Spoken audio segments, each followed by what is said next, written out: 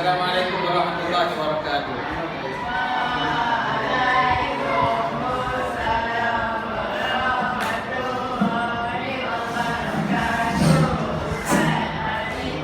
Baik, sehat semua. Ini hadiah ke yang menjaga ya. InsyaAllah simpan. Baik.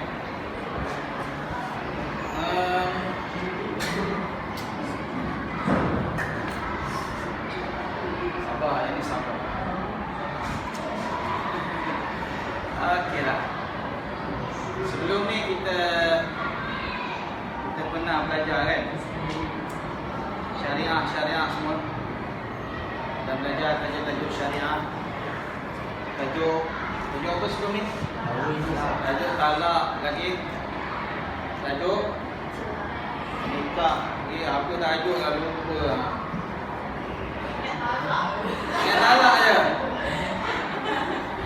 Okey, tapi yang kita akan belajar itu memang berkaitan rapat dengan talak lah. Okey. Nikah, talak, iddah. Iddah nak belajar kan kita itu? Baik. Hari ni kita pun rasa rujuk pun dah belajar sikit masa PDPR itu. Kan? Kita dah belajar berkenaan dengan pengertian dia, dengan dalil, kemudian apa tajuk dia lagi dalam tu?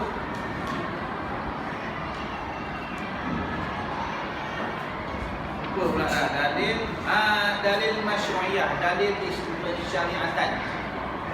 Ada pengertian dan dalil. Tak silap ustaz yang itulah dalam hukum dia. Okey. Jadi untuk tajuk rujuk, faham sepenuhnya dulu. Kalau tak faham sepenuhnya faham ke tidak? Tak. Baiklah. Kita ambil start dari part sini. Okey. Rujuk ambil daripada perkataan. Kalau kita tengok perkataan rujuk tu mana perkataan asal rasanya? Rasanya mana perkataan asal?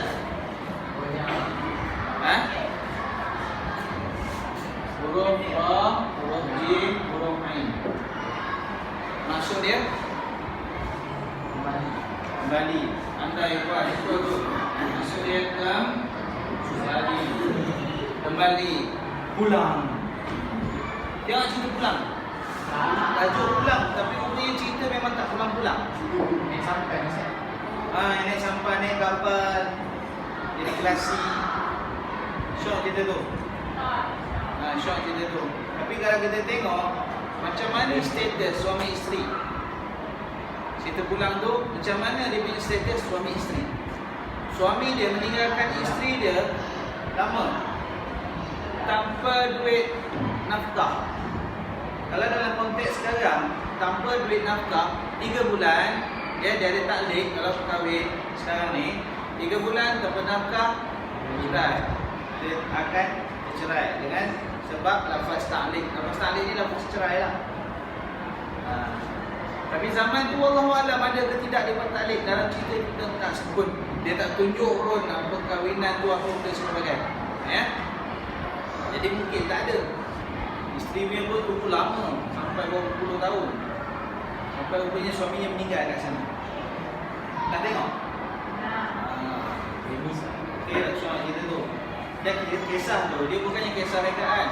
Berdasarkan kisah benar. Berdasarkan kisah benar.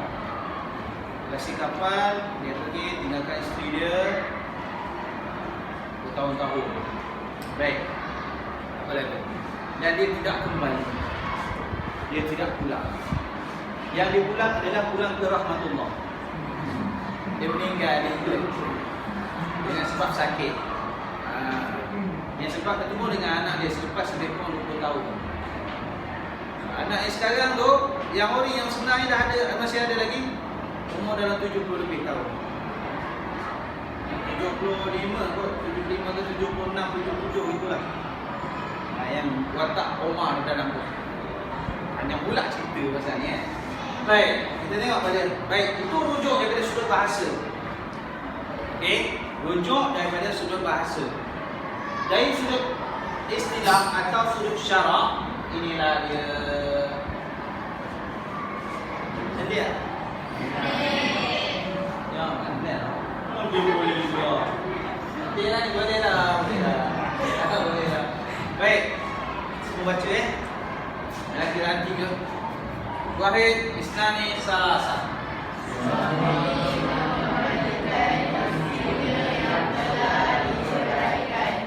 Suami mengembalikan isterinya yang telah diceraikan. Mengembalikan ke mana? Kawin balik. Hah? Kawin balik. Dia tak kawin balik. Dia bukan kawin balik. Rujuk ni maksud dia mengembalikan kepada pernikahan yang dah ada tu. Bukan pernikahan baharu. Dia tidak ada akad baharu, dia tidak ada sirah ataupun akad baru. Akad dengan apa ni? Mahar. Dia tak ada yang baru. Dia masih stay yang tu. Betul bang? Masih stay yang tu. Dengan pernikahan yang sedia ada. Tapi macam mana nak tahu kata dia masih lagi dalam tempoh yang dibolehkan? Okey. Macam mana cara ataupun masa dia? Cara dan masa dia. Yang itulah kita nak tengok pula cara dan masa dia. Dalil dengan apa tajuk sebelum ni tak. Yang ni sebagai ulangan sikit, ulangan sikit pengertian dia. Sebab kita nak kaitkan dengan ini. Kaitkan dengan masa dan cara rujuk. Kaitkan dengan cara dan masa dia. Masa dan cara. Dia ada masa dan ada cara. Kalau tidak, dia tidak akan jadi rujuk. Dia faham? Ya. Baik, yang ni nak mengembalikan kepada pernikahan yang sebelum ni.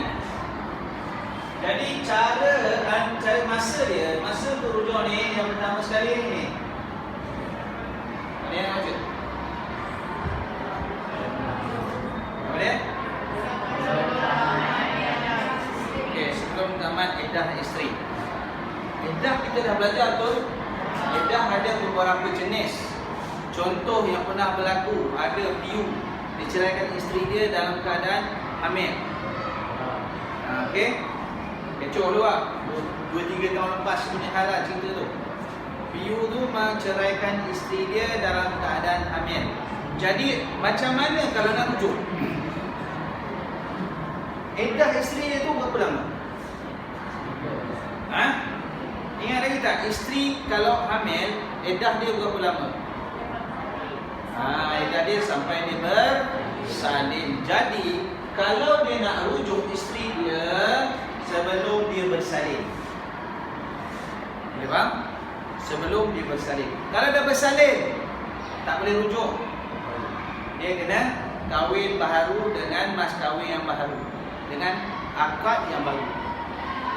Okey? Hantaran baru tak? Hantaran dia tak masuk dalam syarat. Hantaran hanyalah adat. Tapi hantaran tu lebih tinggi daripada mas kahwin atau mahar. Okey? Baik. Kemudian yang kedua. Ada soalan ni? Maknanya kalau iddah tu ikutlah iddah isteri. Tapi janganlah kata ustaz kalau iddah isteri yang kematian suami, macam mana ustaz? So macam mana suami dia nak rujuk? Kan? Cakapkan dia, kalau ada orang yang cakap dia suami dia kena hidup dulu. Kau boleh cerita lepas tu. Tapi ada tak yang berlaku? Ada tak yang berlaku? Orang dah kata dah mati dah, tiba punya hidup lagi. Dia tak ada kira lah rujuk. Yang tu tak termasuk lah. Itu tak termasuk. Yang dia termasuk adalah bila kata bercerai hidup. Bercerai mati tak masuk dalam bab ni. Okey? Baik tu? Baik, yang kedua. Cara dan masa dia rujuk ni, bicaralah sah dengan lafaz sarih atau lafaz kinayah. Ada persoalan? Kita bagi tanya, awak tanya tu soalan. Apakah itu apa? Okey, apakah itu lafaz sarih? Pernah dengar? Tak tahu? Tak tahu? Okey. Lafaz soreh dengan kinayah ni dia dua lafaz yang berbeza. Lafaz soreh, lafaz yang berbentuk jelas. Contohnya kalau kata nak kahwin, saya nak kahwin dengan awak.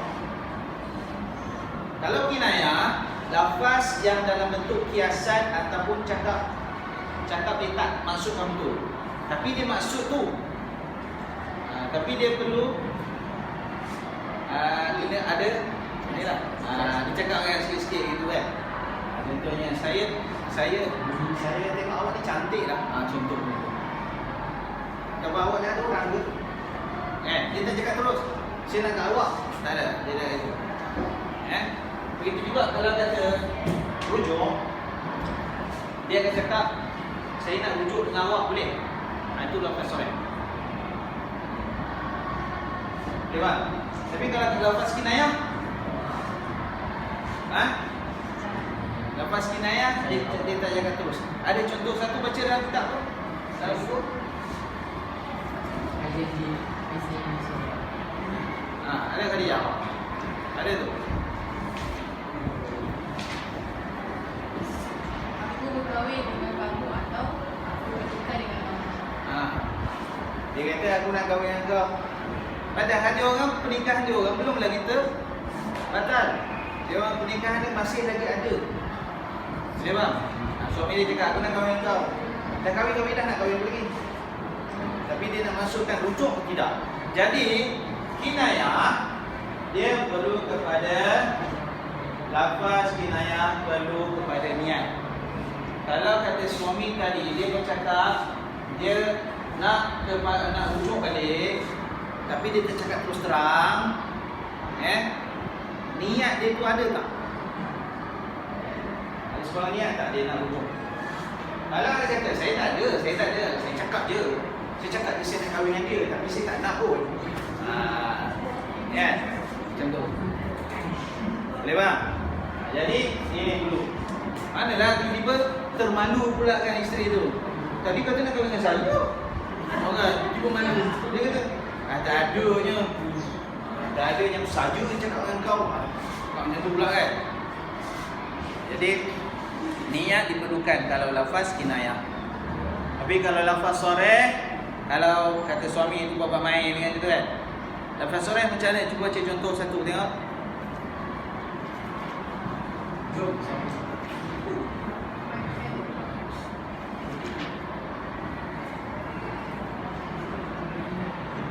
Cuba je. Ada.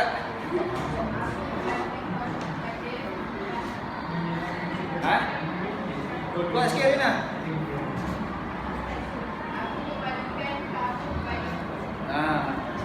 Itu soreh kan? Aku kembalikan kamu kepadaku. Itu soreh ke kinayah? Soreh. Sebab dia cakap kembali tu bahasa Melayu. Tapi kalau cakap Arab, aku nak rujuk dengan kau.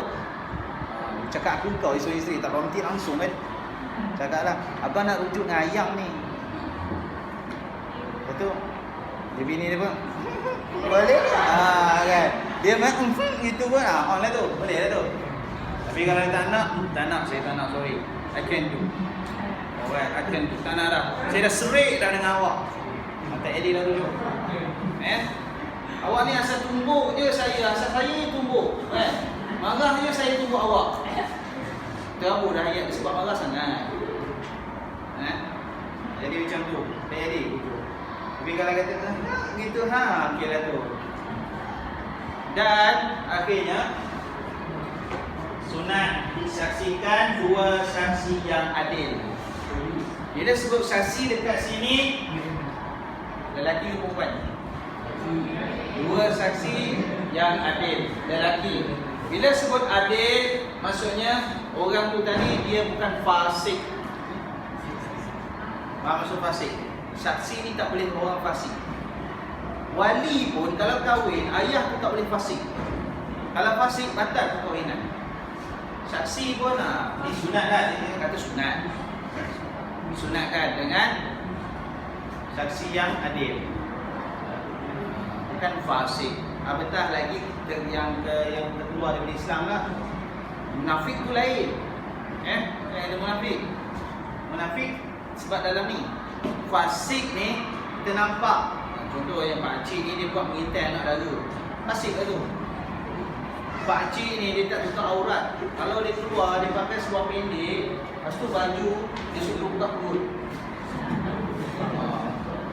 Fasik lah tu. Dah tua lah. Tapi perangai tak seronoknya dah setumbak benda tu kan. Jadi itu fasik lah. Itu jangan ambil lah orang jadi saksi. Baik. Itu empat lah yang Ustaz dah simpulkan dalam tu ayat dalam buku tu. Jadi Ustaz simpulkan untuk mudah. Tengok masa dan cara rujuk. Masa dan cara rujuk. Yang pertama kita boleh tengok tadi, sebelum tamat tempoh iddah isteri. Dah tamat tempoh, tak ada.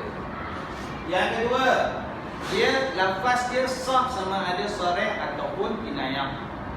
Sama ada cakap terus terang ataupun bercakap dengan secara kiasan. Cuma lafaz kinayah perlu kepada niat. Kalau tanpa niat, lafaz dia tadi tak laku. Yang lafaz kinayah itu tak laku, tak diperakui. Tapi cakap itu terus terang. Try lah. Mana tahu ada lap, mesti nak rujuk balik kan.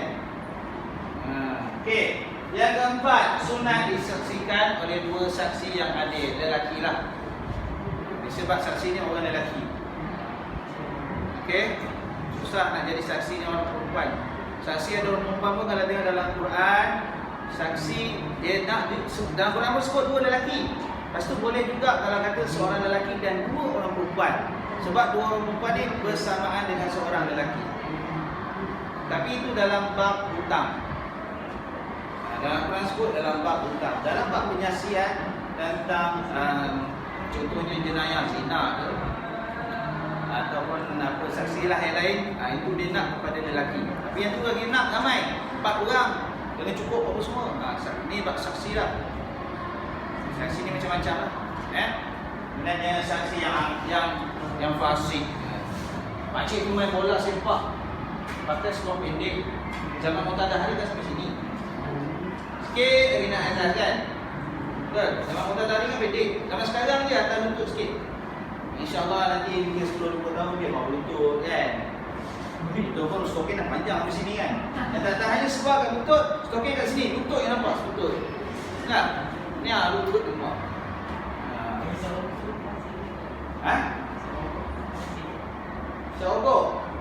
Seokok dia gini. Seokok kalau kita nak kata fasik pun, dia rokok bukannya hukuman yang yang diturunkan secara langsung oleh Allah ataupun Nabi. Sebab dia hukum yang dikeluarkan oleh para ulama. Jadi dia ada pendapat-pendapat itu. Kita nak tuduh orang itu fasik sebab rokok tak boleh lah. Sebab ramai tu imam yang rokok. Ustaz-ustaz awak pun ada yang rokok. Ayah pun rokok. Ayah saya fasik. Tiba kat situ. Yang tu sebab hukum dia bukan hukum qat'i. Yang ni bila sebut hukum qat'i, menutup aurat kan hukum qat'i. Hukum yang tak siapa boleh pertikaikan. Boleh faham? Siapa yang boleh pertikaikan aurat ni? Perempuan tak boleh buka aurat, jangan ikut dalam Quran. Boleh cakap macam tu? Tak boleh, walaupun ada yang cuba buat macam tu. Bab-bab hukum qat'i tak boleh pertikai. Solat wajib 5 waktu, okey, tak boleh pertikai. Tapi dalam solat tu dia ada pula hukum-hukum furuq. Yang tu dah boleh nak keluarkan pendapat-pendapat. Tapi orang yang berautoriti ataupun orang yang berkelayakan, kita yang bodoh-bodoh macam ni tak boleh. Ada nak mandai-mandai pula. Kan? Jelas daripada, sebab kalau orang bukan ahli dia keluarkan hukum, last-last nanti hukum yang diwajibkan lalas jadi diharamkan. Yang tu yang termasuk dalam tanda akhir zaman. Hukum yang halal diharamkan, yang haram dihalalkan. Faham tak? Okey. Ada soalan lagi? Kenal ni? Ada? Okey. Kalau tak ada, nanti Ustaz dah minta lah balik rumah, tolong tulis. Ustaz dah bagikan dalam WhatsApp tu kenapa perlu tulis. Tengok gambar sekali Ustaz bagi. Kenapa? Kan Ustaz nak ada gambar sebab latihan menulis betul macam dia cakap 65% dia boleh memberikan kita ingat. Dia boleh buat kita ingat. Berbanding dengan hafal atau baca saja 10%. 10% apa benda? Nak jawab? Okey. Dah tak ada? Kalau tak ada